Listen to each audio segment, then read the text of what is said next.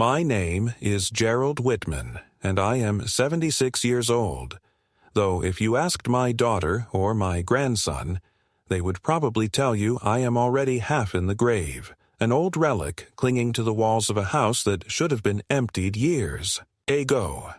A house they say no longer belongs to a man like me, but to the new generation who knows better, who understands modern life and finances, who can turn memories into profit and clutter into investments.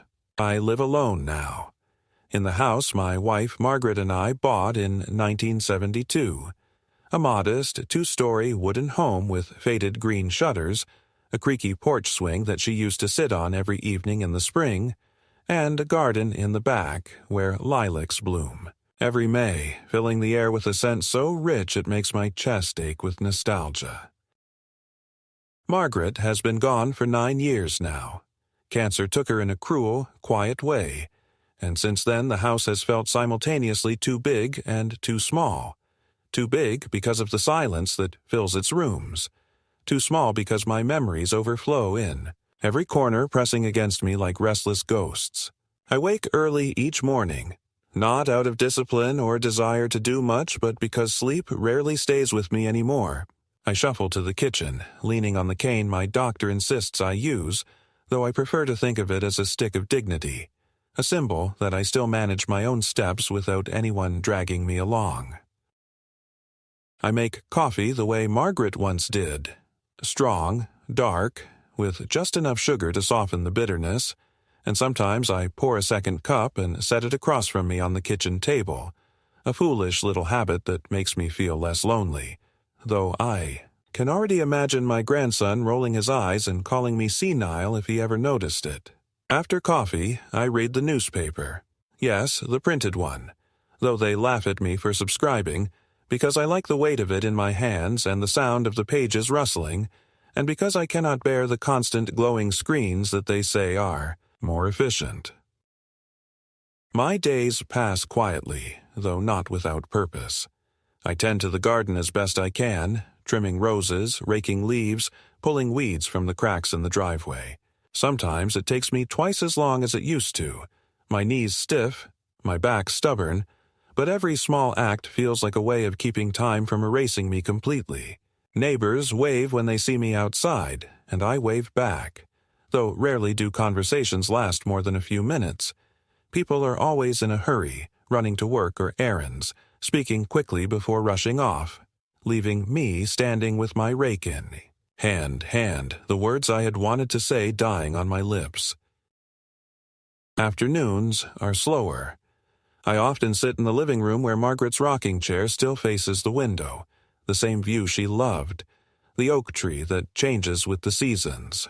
I sometimes talk to her as if she were still there, my voice low and uncertain, asking her questions I know will never be answered. I am not ashamed to say that I fear loneliness more than death. Death is simple, an ending, but loneliness stretches on with no clear shape, just the endless echo of your own breathing in an empty room. That is why I still wait for visits from my family, though each time they come, I find myself bracing for disappointment. My daughter, Linda, is 50 now, a woman who has built her life on efficiency, on schedules, on calculating what things are worth in terms of dollars and investments rather than in terms of memory or sentiment. She visits only when she feels obligated, usually with my grandson, Tyler, who is 17, tall, restless, already convinced that he knows everything worth knowing, impatient with the pace of the old, with the weight of tradition, with the fragility of someone like me. I love him. I cannot deny it, because he carries a piece of Margaret in his smile. But every time he walks into my house, I feel a storm of disdain wrapped in his casual words, the mockery hidden in his tone, the careless way he handles the things that have meant my whole life. It was not always like this. When Tyler was small, I adored him, and I thought he adored me. I remember teaching him to ride a bicycle on this very street, running behind him while he wobbled and nearly fell, his laughter ringing through the air when he finally balanced on his own. I remember us fishing at the lake, his small hands gripping the rod as he shouted with joy at catching his first sunfish. Those days I believed, perhaps foolishly, that the bond between us would carry into the future, that the child who called me Grandpa with such warmth would grow into a young man who still had space in his heart for me. But adolescence arrived, and with it came distance, sarcasm, and a strange contempt I could never fully explain. My daughter rarely corrected him. Sometimes she even laughed at his jokes about me, saying, "Dad, don't take it personally. He's just a teenager." But there's a difference between harmless teasing and cruelty, and with each passing year the cruelty became harder to ignore. Still, I tried to maintain hope.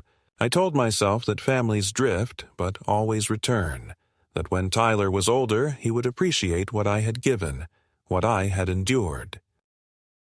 I believed Linda would eventually soften, remembering her childhood, the bedtime stories I read her, the nights I worked late to pay for her piano lessons, the way I sat through every recital, proud even when she stumbled.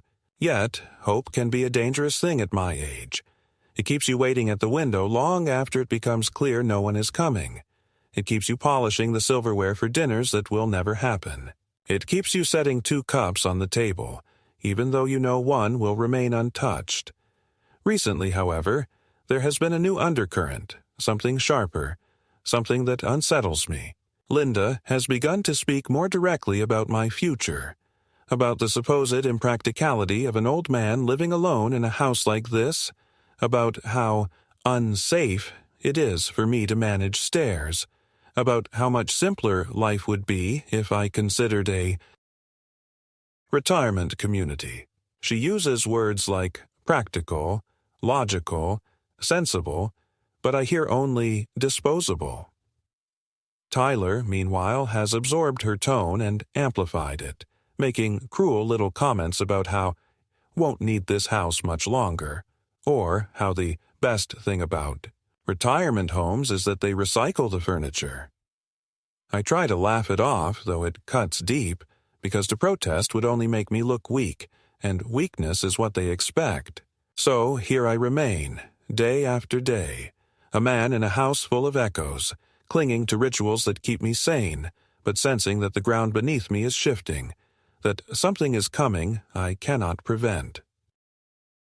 I feel it in the way Linda pauses when she looks around the rooms, not as if she were visiting her father, but as if she were measuring square footage.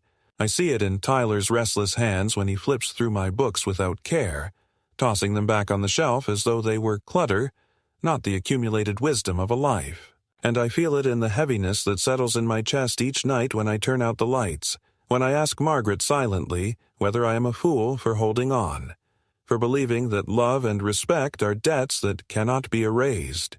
This is the world I inhabit at the beginning of my story. A quiet house that no longer feels safe, a family that no longer feels like family, and a man who has lived long enough to know that the greatest betrayals do not come from strangers, but from the ones you raised, the ones you loved, the ones who one day look at you and no longer see a father or a grandfather, but only an obstacle, something in the way of their plans, something they are willing to push aside. It was on an ordinary Saturday afternoon, one of those days when the weather seemed undecided, when the clouds gathered in slow formation but never quite released the rain, when the air felt heavy as if holding its breath, that my daughter Linda arrived unannounced with Tyler. I had been in the back garden pruning the roses, struggling with the clippers, bending slowly, careful not to let my knees betray me, when I heard the sound of a car door slamming followed by laughter that did not belong to this house. At first, I felt a flicker of hope. Perhaps they had come simply to visit. Perhaps this would be the kind of day I had been craving for years, when we might sit together in the living room and talk about simple things, share a meal, even remember. Margaret with fondness rather than awkward silence. But that fragile hope began to dissolve the moment I saw the way Linda's eyes scanned the house as she walked up the path, her gaze not soft with nostalgia, but sharp and calculating, as though she were appraising a property rather than stepping into her childhood home. She hugged me quickly, the way one greets a colleague, and Tyler gave me a half-smile, muttering, "Hey, Grandpa," with the flatness of someone forced to acknowledge a stranger.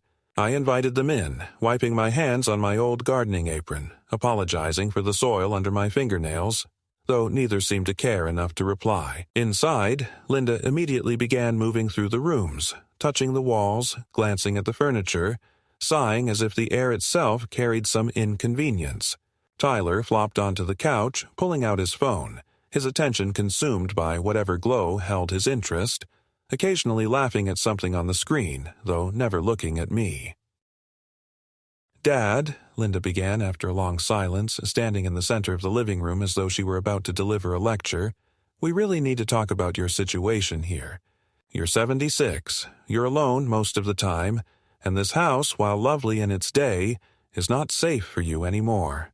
The stairs, the narrow bathroom doors, the outdated wiring, it's all just a recipe for disaster. I worry constantly that one day you'll trip, or there will be a fire, and no one will be here to help you. It's time we seriously consider moving you somewhere more practical, somewhere designed for people your age." I knew immediately what she meant, though she avoided the phrase, dressing it up in words like safety and practicality. But the truth was plain. She was speaking about a retirement home. My chest tightened, and for a moment I thought of Margaret, of the way she had fought so hard to preserve the dignity of her final days, insisting she would not be confined to a sterile place that smelled of antiseptic and resignation, insisting she would die in the house she had built with me, surrounded by her books and her garden. I tried to steady my voice to keep it calm, though I could hear a tremor slipping through. "Linda," I said, "I've lived here for nearly 50 years. This is my home, your home once, the place where you took your first steps, where you played the piano in the corner until your fingers ached. I'm not leaving it for some institution where strangers tell me when to eat and when to sleep." She sighed, the kind of sigh that dismisses entire lifetimes of sentiment, and shook her head. "Dad, you're being unreasonable.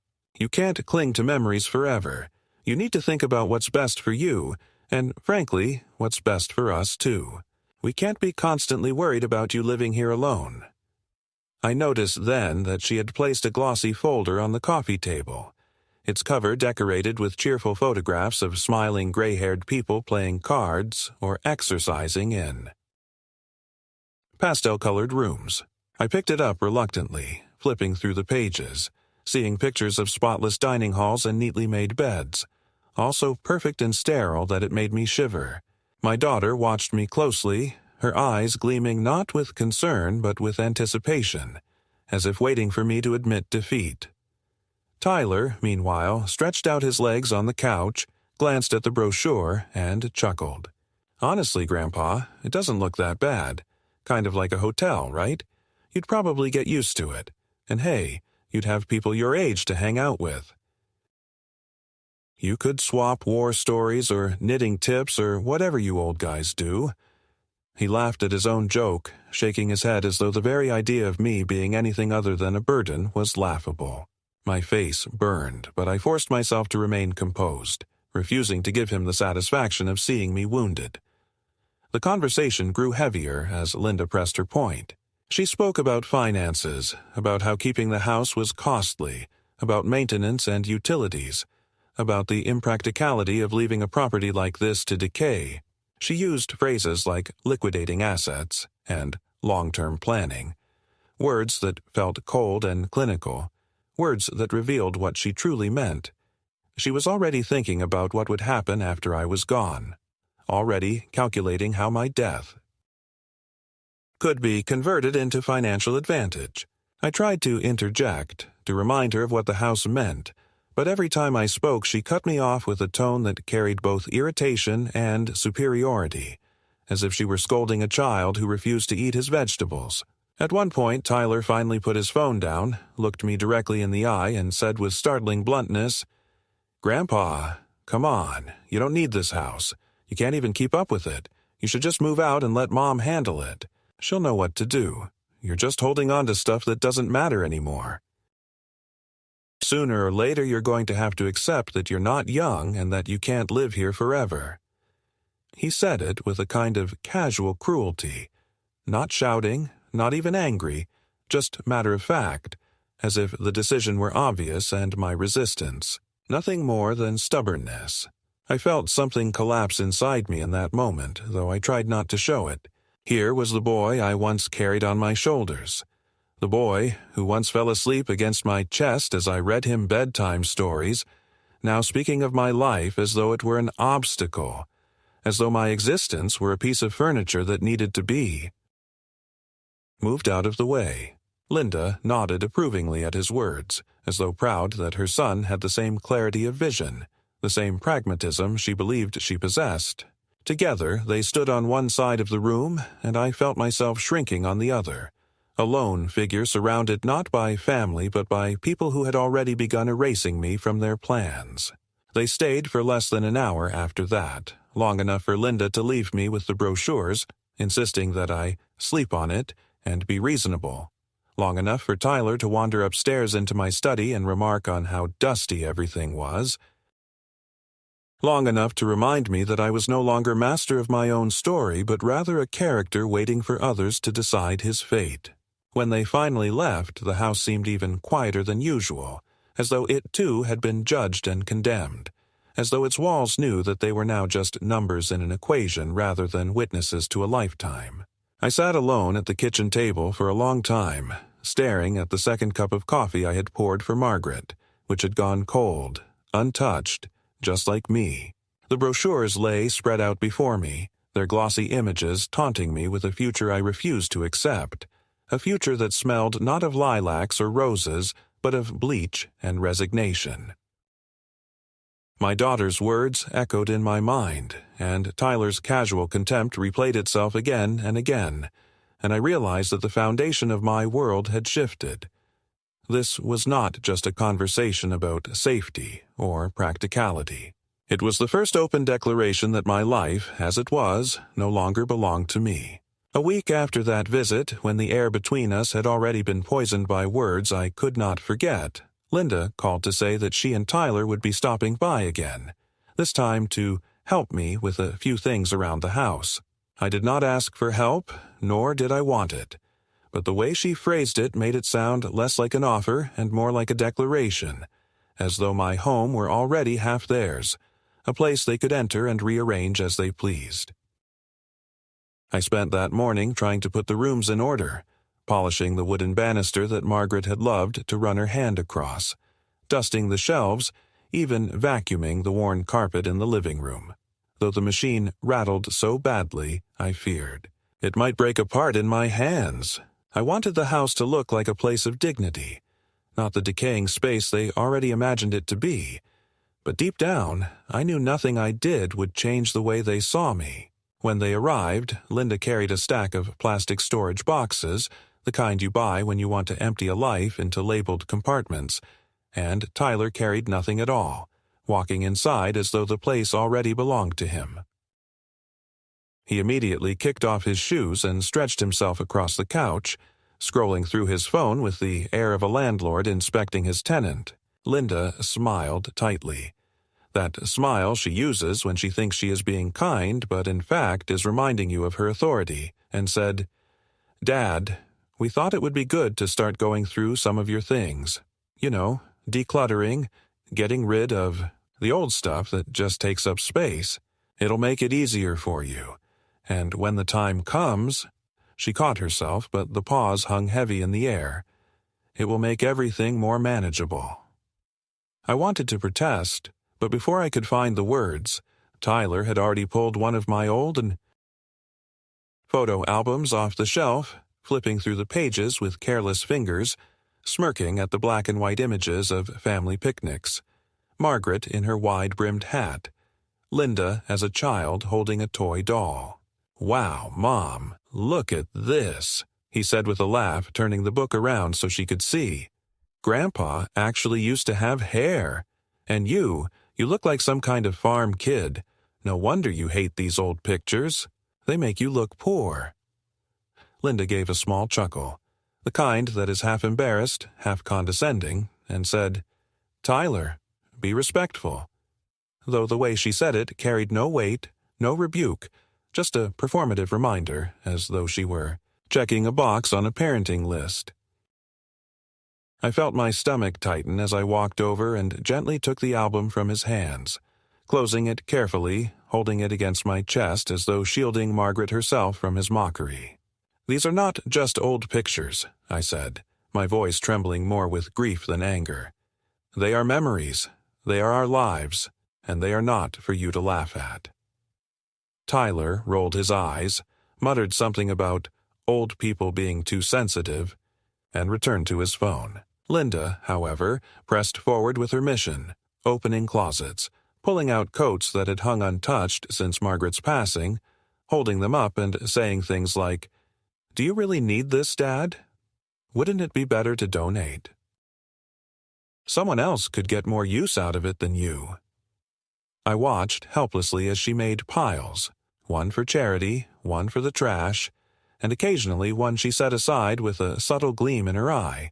The pile I knew would end up in her own home. Every item she touched seemed to erase a part of me. When she reached the shelf where Margaret's porcelain figurines stood, the delicate little birds and angels she had collected over decades, each one chosen carefully during trips or anniversaries, I felt my breath catch. Linda picked one up, turned it in her hand, and said, "Honestly, Dad, these are just dust collectors. Tyler almost knocked one over just now. Why not box them up or sell them? You can't take them with you." I took the figurine from her hand and placed it back with deliberate care, my voice low but firm. "Your mother loved these. They stay where they are." Linda pursed her lips, clearly annoyed but unwilling to fight that particular battle in that moment. Instead, she moved to the kitchen where she began opening cabinets, commenting on the outdated dishes, the chipped mugs, the old kettle I still used every morning. Tyler followed her in, opening the refrigerator and laughing at the sight of leftovers I had been saving. "What's this, Grandpa?" he asked, holding up a container of stew. "This looks like it's older than me." "No wonder you're always complaining about your stomach. You eat this garbage." I told him to put it back, but he twisted the lid off and poured the stew into the trash, making a show of holding his nose as though it were toxic. Linda glanced at me with a mixture of pity and irritation, as though she saw me not as a man maintaining his home, but as a child incapable of looking after himself. "Dad, we're only trying to help," she said, her tone sharp enough to cut through any illusion of kindness. "You can't keep living like this. If you won't agree to the retirement community, at least let us clear out some of this mess. It's unhealthy, it's unsafe, and frankly, it's selfish to expect us to worry about you when you won't take responsibility." The word selfish struck me like a slap. Me, who had spent my life working double shifts so she could have piano lessons. Me, who had given her the down payment for her first house. Me, who had sacrificed vacations, new clothes, even simple pleasures so that she could go to college without debt.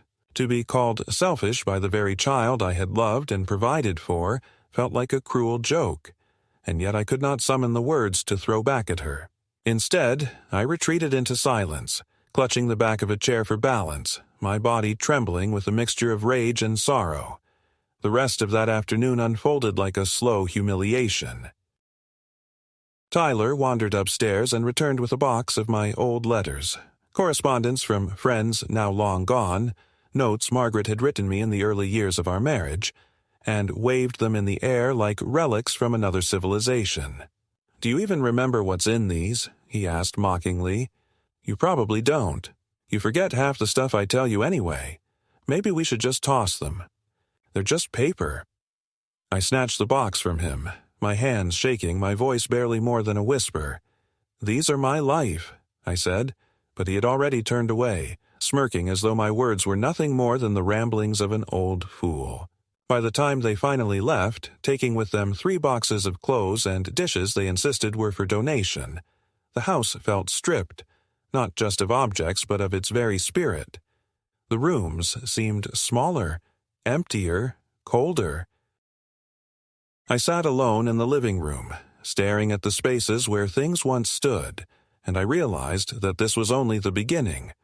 They had crossed a threshold, moved from suggestion to action, from words to deeds, and I had allowed it.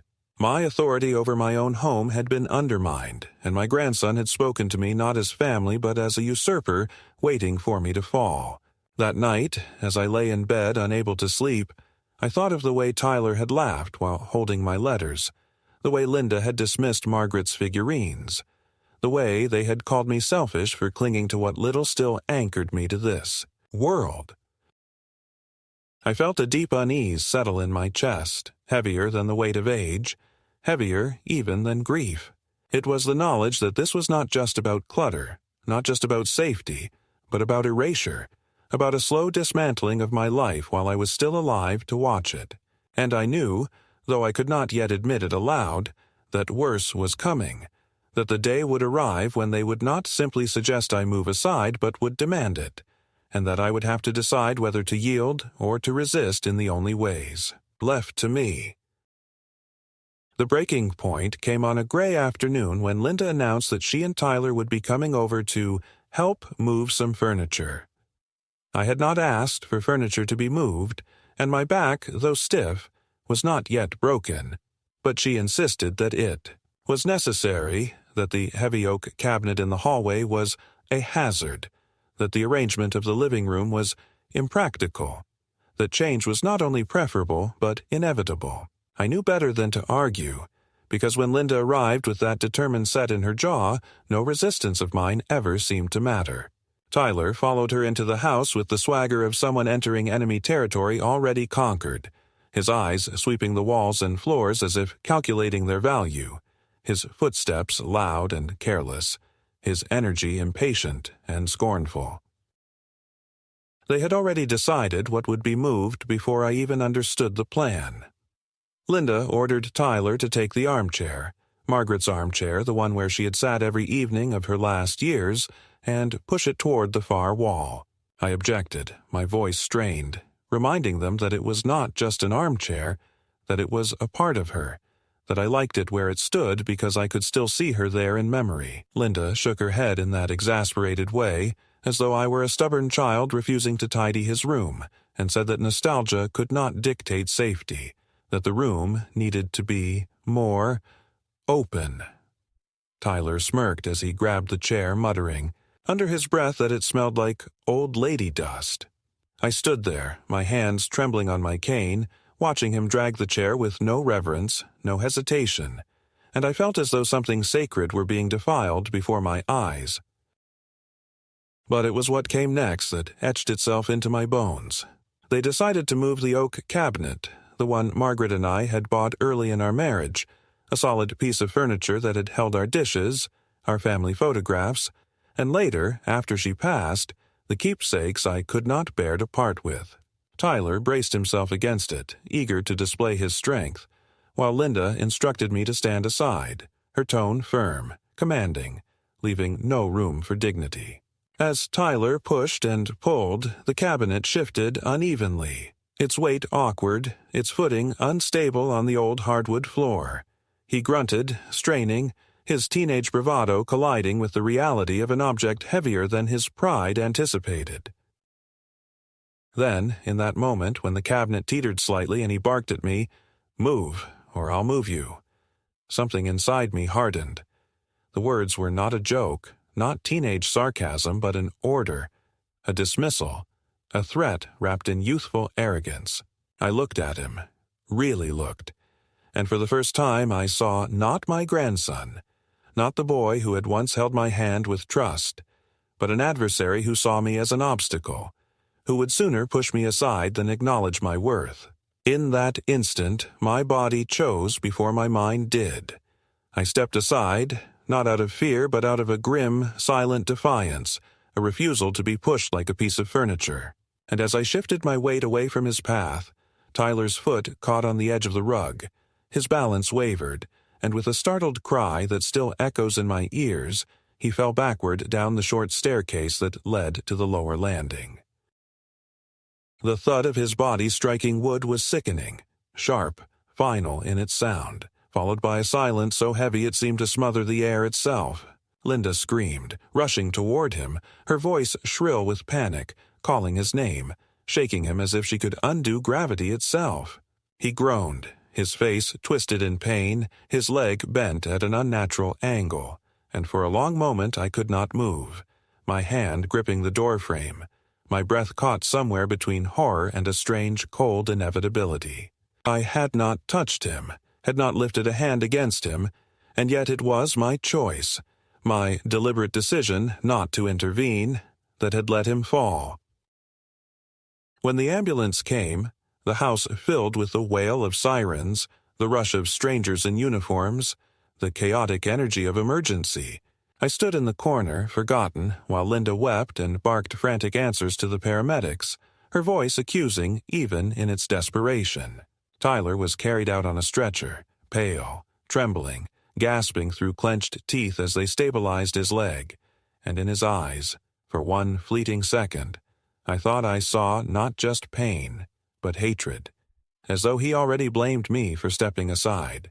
After they left, after the noise faded and the house sank back into silence, Linda turned on me with a fury I had never seen in her before.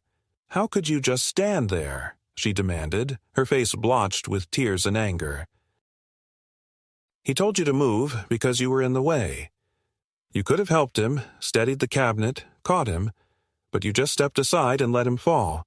Don't you understand? He could have been killed."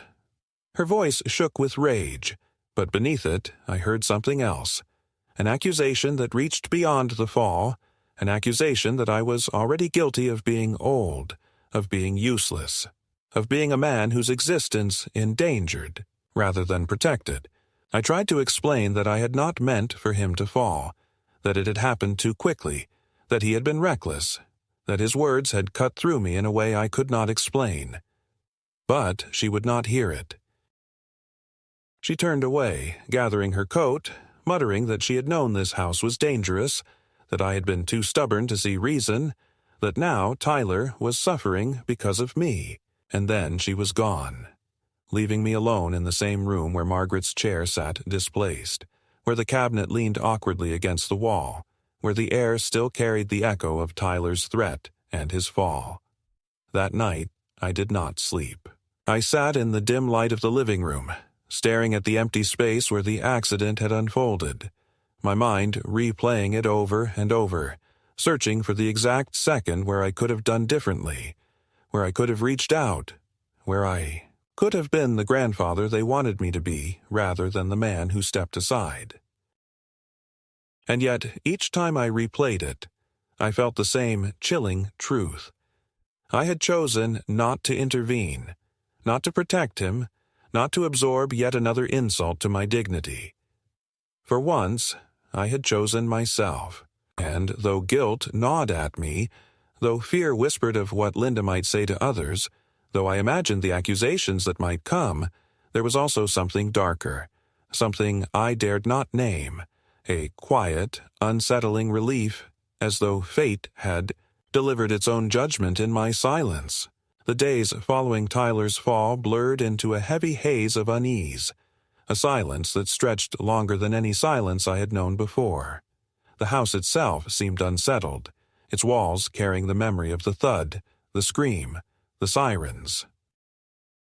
I tried to distract myself with ordinary tasks, watering the garden, polishing the kitchen table, sorting through my books, but each motion felt hollow, as if I were moving through a dream I could not wake from.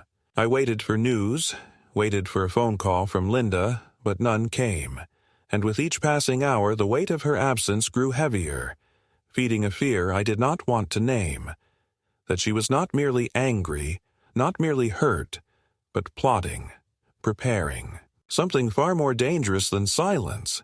When the call finally came, it was not from Linda but from a doctor at the hospital.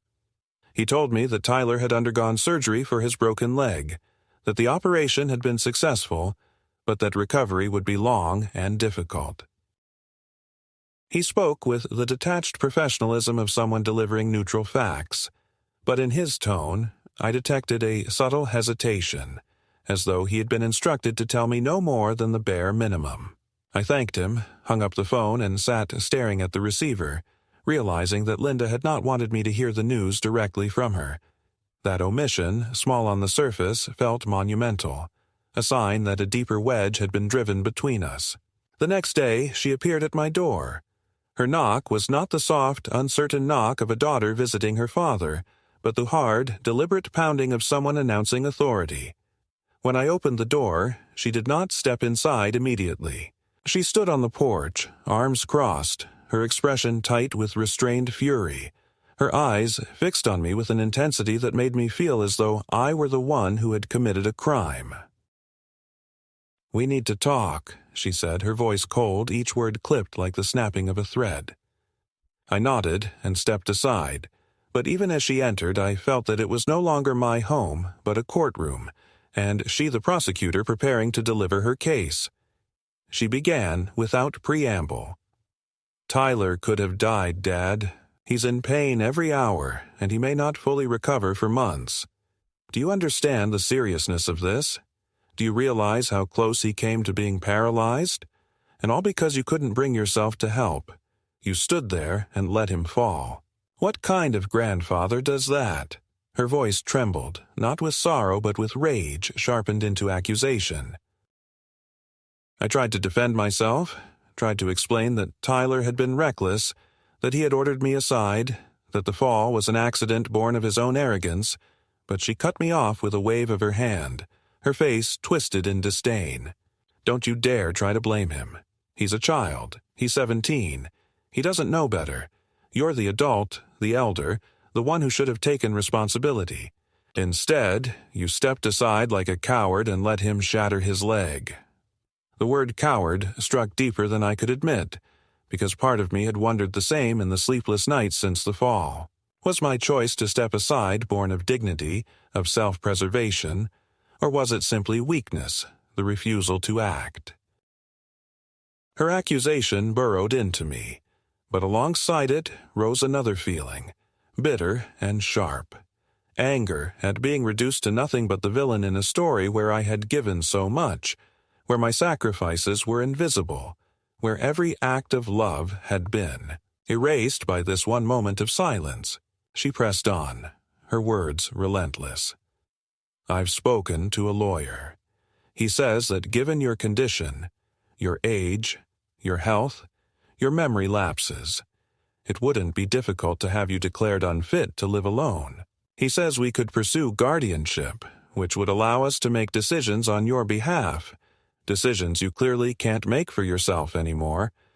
This house, your finances, your medical care, it could all be placed under proper supervision. And after what happened with Tyler, don't think for a second that a judge wouldn't agree. You're a danger to yourself and to others. You can't be trusted." At that moment, the air seemed to leave the room. I felt my knees weaken, not from age, but from the sheer force of her betrayal.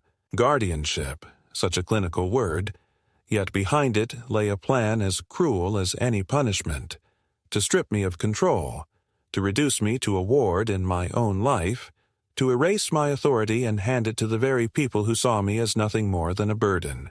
My daughter, my only child, the girl I had raised and loved, was now threatening to erase me legally, to render me powerless in the eyes of the world. I tried to speak, but my voice cracked under the weight of grief and fury. "Linda, I am not incompetent. My mind is clear. I manage my life, my bills, my house. I do not need your guardianship. What you want is not protection. It's control. You want this house, my savings, my freedom, and you're using Tyler's accident as your excuse." Her eyes flashed with something that was not guilt but irritation at being seen so clearly. She stepped closer, lowering her voice, her words like venom. "You think you're so clever, don't you? You think you see through me. But the truth is, Dad, you're old, and the old don't win. The old get pushed aside and no one will care.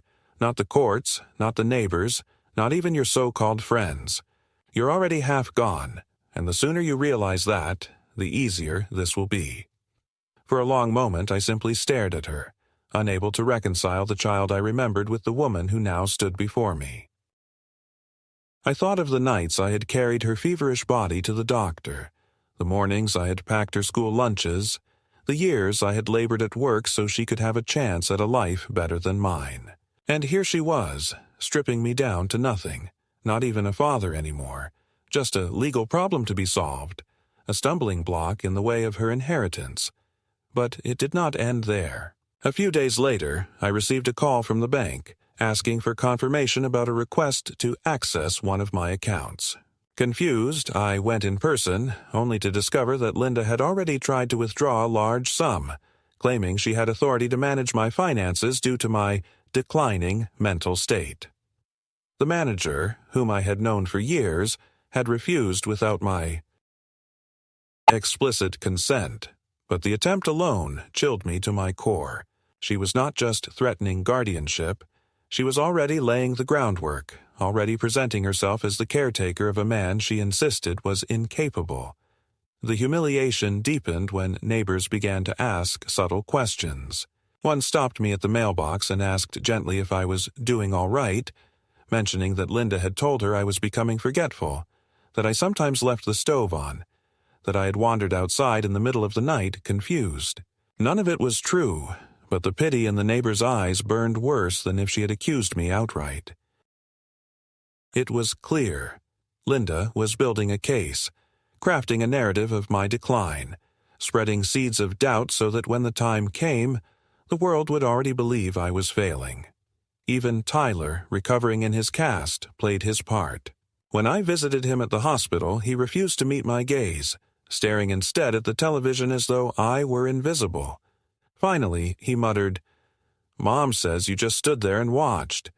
She says you didn't even care if I died. Is that true, Grandpa? Did you just let me fall because you wanted to?" His words pierced me more than any lawyer's threat, because behind them was not only accusation but a seed of belief, planted by Linda, nurtured by her whispers, turning my own grandson against me. Forever. I left the hospital that day with a heaviness I could barely carry. The betrayal was complete. My daughter had turned my love into weakness, my grandson into an enemy, my dignity into evidence against me. And yet, beneath the despair, another feeling began to stir, a quiet, steady determination. If they were willing to erase me, then I would not go quietly. If they wanted to take my house, my freedom, my life, then I would fight, not with fists or shouting, but with the resolve of a man who still knew who he was, who still remembered the truth, who still believed that even in old age, dignity is not surrendered but defended. I did not sleep the night before the conversation, because I understood that whatever I said would either end the slow erasure of my life or seal it, and so I sat at the kitchen table with the lamp turned low and the house breathing its old wooden breath, and I sorted papers into 3 neat stacks, one for the bank, one for the lawyer, one for the doctor, touching each page as if it were a talisman, reminding myself that in a world where my words had begun to count for less, signatures and seals and dates still had weight. In the morning, I dressed in my best jacket, the one Margaret liked because it made me stand straighter, and I drove myself, deliberately, carefully, without the tremor Linda had been whispering about, to the hospital where Tyler was recovering. And I asked the nurse to tell my daughter I was downstairs. When she came into the cafeteria, she came with a look I had never seen so perfectly arranged on her face, a blend of martyrdom and impatience and triumph, as if she were about to preside over an intervention, as if I were a bottle that needed to be corked and stored on the proper shelf. I did not ask her to sit. I opened the envelope and placed the first stack between us, the letter from Dr. Ramey, the geriatrician who had examined me for 2 hours and then sent me for neurocognitive testing with a specialist who did not smile once, and both had written in unambiguous language that my memory, reasoning, and executive functioning were intact for my age, that I managed my own medications and finances appropriately, that I was not in need of guardianship or supervision. I let Linda read the lines, watched the way her eyes tried to skim past the conclusions, as if speed could blur a verdict. And when she lifted her head to say those doctors didn't know me the way she did, I slid forward the second stack, the bank forms revoking any informal access, the notarized affidavit from the branch manager detailing her attempt to withdraw funds while asserting a decline that did not exist, the freeze I had placed on any third-party authority, the new passwords and the safe deposit box key that would not be duplicated for anyone. She did not reach for the papers. She reached for the old weapon of tone, saying that money was not the point, that safety was, that love was, that the house was dangerous and I was stubborn, and perhaps she might have continued along those rails, building speed toward the cliff where she imagined I would leap in guilt.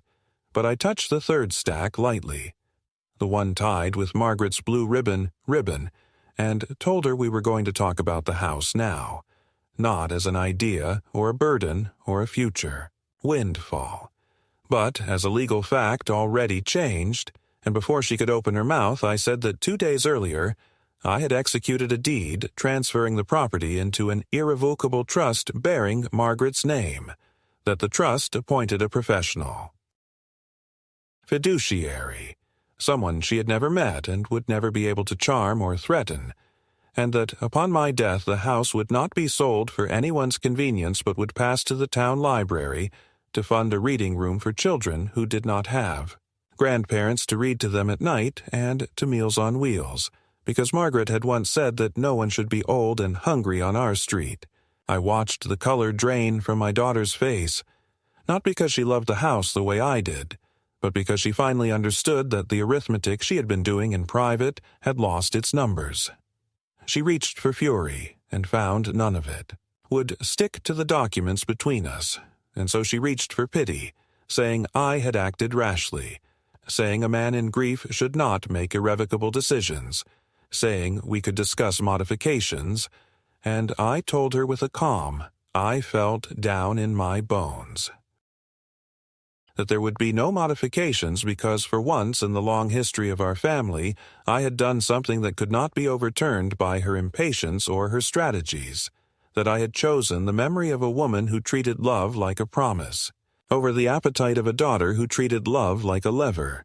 She tried to change the battleground by invoking Tyler, the boy who had fallen because I moved, the boy in pain upstairs, the boy whose text messages, I later learned, turned my name into a punchline, and she said that whatever I thought I had suffered could not compare to what he was enduring because of me. And I said that suffering did not rank like medals, that pain was not a contest, but that since we were speaking in the language of cause and effect, I had brought something for him as well, and I laid on the table a single page, a letter addressed to my grandson, telling him that I had established a small scholarship at the community college in Margaret's name to be awarded each year to a first-generation student who worked evenings because my wife had worked evenings when Linda was small and I had seen what it took, and that I had placed Tyler's name on the first donation not as a beneficiary but as the reason, a public note that said this gift was made in honor of a young man who would learn that strength is not measured by the weight you shove but by the weight you choose to carry, and that when he was ready to talk to me as a man, to a man, I would be here. I watched my daughter's mouth open in disbelief, because she had expected either vengeance or surrender, not that unfashionable combination of judgment and mercy, and for a brief second I recognized the little girl she had been, the one who cried when stories ended where kindness had been possible. She recovered quickly, because she always did, and said something about lawyers and contesting and undue influence and the ridiculousness of donating a perfectly good house to strangers when flesh and blood had needs, and I told her that flesh and blood were not bonds, that they were biology, and that the only bonds that mattered at the end were the ones woven from acts repeated until they became a kind of trust, and that she had broken that trust so often that even the house, dumb wood and plaster that it was, seemed to flinch when she crossed its threshold. She called me cruel, called me theatrical, called me unwell, and I let the words drift past like gnats because I had brought one last thing, a small recorder the size of a thumb that the neighbor's boy had helped me purchase and which I had placed on the hallway table the day they came to move the oak cabinet, not as a trap, but as a witness for me. And I pressed play, and there, amid the scrape of wood and the grunts of effort, came Tyler's voice clear as a bell, the line that had been eating me, from the inside since it was spoken. Move, or I'll move you. And then a scuffle, a stumble, a hard tumble followed by Linda's cry. Not because I wanted to humiliate them, but because I wanted the truth to sit at the table with us for once. Something, other than the stories she told neighbors and banks and herself. And when the recording ended, there was a wide, clean silence in which I could feel my own heartbeat for the first time in weeks. I told her then, in a voice that did not rise, that I had retained an elder law attorney who would respond to any petition she filed with the full weight of the assessments and the bank affidavit and the recording, that I had met with a social worker, and filed a report about attempted financial exploitation not to punish her, but to place a marker in the file in case she decided to grow bolder, that I had changed the locks on the house and left a key with the fiduciary that I had already arranged. A short-term rental in a quiet complex where the manager promised to fix a leaky faucet without telling me I was too old to notice, and that I would be moving out in a week, not because I had been pushed, but because I was stepping aside from the version of family that confused ownership with love. I told her I would not visit Tyler until he wanted to see me, that I would not answer questions about money or property, that I would not stand in any more rooms where my history was treated like clutter, and that if she wanted a father in her life, she would have to learn the difference between care and control, between planning and plunder, between being my daughter and being my warden. For a moment she simply stared, and the part of me that had always waited for her to remember the soft-eyed man who had tied her skates and watched her wobble into winter hoped she might put her hand over mine and say she was sorry, that grief had made her hard, that fear had made her cruel, that love could be relearned. Instead, she pushed back her chair and said that I would die alone and that Charity would not come sit at my bedside, and I said very gently that neither would greed, and that if solitude was the price of dignity, then I would pay it with both hands, because I had been preparing my whole life to meet Margaret again with my head unbowed. When she left, she did not slam the door, and that felt strangely like a small mercy. I carried the papers home and placed them in the drawer of the oak cabinet, which I righted that afternoon by myself, slowly, inch by inch, the way you write anything that has been tipped too long, with patience, with weight where it belongs, with the knowledge that balance is not given but made. I moved out a week later the way a man eases himself into cold water, slowly and without spectacle, taking only what I could carry in 3 trips down the stairs, the framed photograph of Margaret on our first spring in the house, the box of letters that smelled faintly of cedar and dust, the cookbook with her penciled notes in the margins, and the small radio that still catches the ball games through a friendly haze. The rest I left to the trust and to time, closing the door behind me with the quiet certainty that the house would survive me in a way I could respect.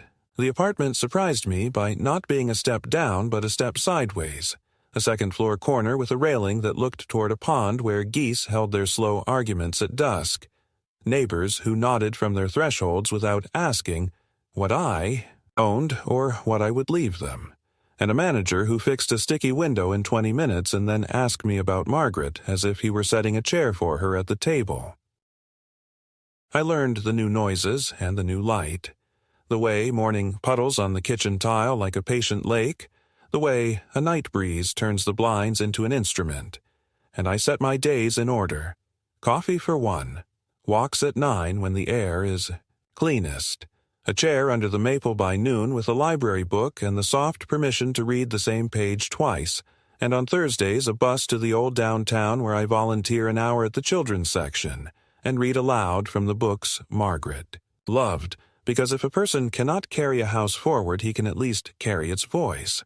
Linda called twice from numbers my phone did not recognize, and I did not answer, And when she sent a letter that spoke about pain and fairness and the coldness of legalese, I wrote back in my slow hand that I would speak with her gladly whenever we could talk without money between us like a third person, that I would meet her in a church or a park or a diner with cracked vinyl, that I would listen longer than I spoke if she could promise not to turn my life into a ledger.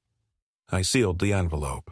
Without triumph, walked it to the blue mailbox by the bus stop, and felt a small piece that had nothing to do with winning and everything to do with drawing a line that even I could keep. The trust papers settled like a flock coming to ground. Records filed and keys exchanged and a calendar date circled for the library plaque. And I began to understand that dignity is not a feeling, but a posture, something you hold even when no one is watching, a way of saying to the world, I am still here in the shape I choose. The opening of the children's reading room arrived on a Saturday bright enough to make strangers gentle. A crowd of mothers and grandmothers and a few fathers holding strollers like shields. A ribbon stretched across the doorway that made me think, not for the first time, how many things in this country begin with scissors? A librarian with a velvet voice thanked donors in the general way institutions must, and when she said Margaret's name, the room turned its head toward me as if the sound were a bird, and I rose and nodded and did not speak because this was not a day for speeches but for use. I read the first story to a floor of small listeners who interrupted bravely with questions, and when I finished a boy asked if the lady in the picture frame on the table was my wife, and if she liked cookies, and I said yes to both, and the room laughed the good laugh that gives more than it takes, and I felt for the first time in years that I had not only kept a promise but made one. I was packing the books back on their cart when Tyler came in on a crutch he mostly carried rather than used, taller than my memory of him and paler, with a look I had not seen since he was 10 and lost his laces under a couch, a look that asked for help without knowing how to ask. He stood beside the plaque as if it might read him back, then drifted to my table and said my name the way a person tries the temperature of water with a finger, and I said his name back and we let the air be what it was. He did not apologize with words because boys rarely do, but he spoke about the physical therapist who told him that strength will return if he is disciplined. He spoke about nights when pain makes a person reasonable. He spoke about watching the recording once alone and once with his mother and hearing his voice come back at him like a cold door, and when he said he was ashamed he didn't look at me, but at the book cart, which was apology enough. He asked, in a voice that avoided pride like a pothole, whether the scholarship with his name on it meant he could take a writing class at the community college because the fall ended the season and his chances, and he didn't know what came next. And I told him that the letter was not an accusation, but an invitation, that the gift was his to pass on by becoming someone who made gifts of himself, that he was welcome to walk with me to the diner across from the bus stop, where the coffee is better than you expect, and that we could talk there about stories that begin with falling and end with standing anyway. We ate with the uneasy concentration of men who both want to mend and fear being mended, and before he left he reached into his jacket and handed me the bicycle bell I had once mounted on the blue Schwinn, and he said he had kept it for a long time, because he liked the sound. And I turned it in my hand and did not need to ring it because in that moment something small inside us had already been heard. Now the days move in their lane, steady and unremarkable in the way that makes life possible. The geese yelling their philosophies at sunrise, Silas downstairs arguing with his radio, the Thursday bus arriving with a sigh that sounds like forgiveness, and sometimes, not every week but often enough, Tyler meets me at the library and sits in the back while I read, and afterward he carries boxes without making a ceremony of it. We do not talk about the cabinet or the stairs or the sentence that broke the year in half, because some things are better repaired by hands than by words, and if that is cowardice, then it is the kind that builds rather than hides. I still set 2 cups on the table some mornings, and I still talk to Margaret about the weather and the price of eggs and what the children liked best from the story hour, and sometimes I bring the 2nd cup to the maple and pour it at the roots. because love should go on doing some good in the ground. Linda has not answered my letter, and perhaps she never will, and perhaps time will bring her to a bench I can bear. And if it does, I will sit with her and keep my hands open, but I no longer live in the ache of a door that does not knock.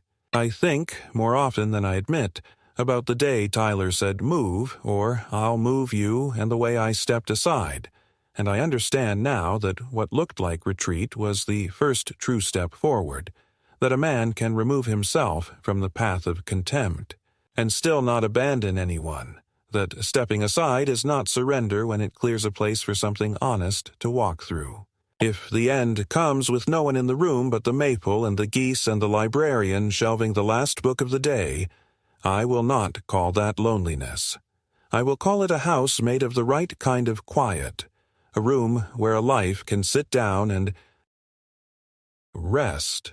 And if there is a final sentence to be spoken about me, let it be this: I did not move the boy, I moved myself, and in doing so I found the straightest way back to being a person.